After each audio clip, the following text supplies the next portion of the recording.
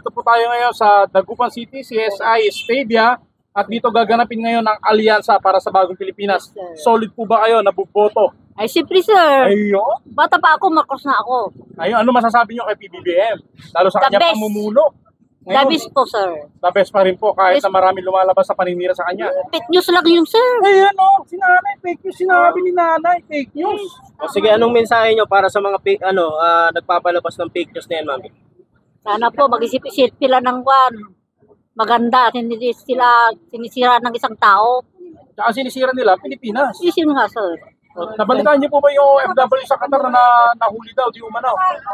Ay, hindi po, sir. Hindi niya pa sayang. Pero yung mga fake news na yan, mami, napapanood mo na updated ka ba Updated po kayo. sa mga fake news na Yes, yan? sir. Yung anak ko nga sa abroad na sinasabi yung, sabi niya si Marcos daw ang malakas doon. Abroad. Sa abroad. Si Duterte daw ang uupo. At saka magkalaban daw yung magkapatid. Sabi ko, fake news kayo, anak. Mami, na-mention mo yung about sa fake news, no? Ngayon po, yung Senate, yung Senado natin, nakapag-hearing sila. Then meron pong ebidensya na lumabas na yung Chinese embassy pala nagbabayad ng mga keyboard warrior, ng mga troll para siyempre, part na yan, maglabas din ng fake news about sa government ni Pangulong Bongbong Marcos. Any comment, mami, about that? Parang wala akong comments sir yan. Kaya kung minsan di ako nanonood dahil marami ng news na fake news Kaya di na ako nanonood na masyado ng TV. Pero mami, alam mo saan nanggagaling yung fake news na yan? Yung mga vlogger po sir. Kaninong kampo yan? Ay, hindi ko po alam sir. Ay, siyempre alam na natin kahit hindi ko sasabihin. Alam natin kung saan. Alam na.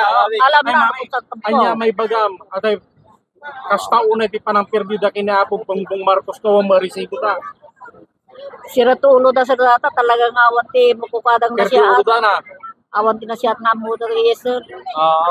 Mami, galing ba sa grupo na gusto ng palitan si PBBM? Yun ba? Parang galing sa kanila.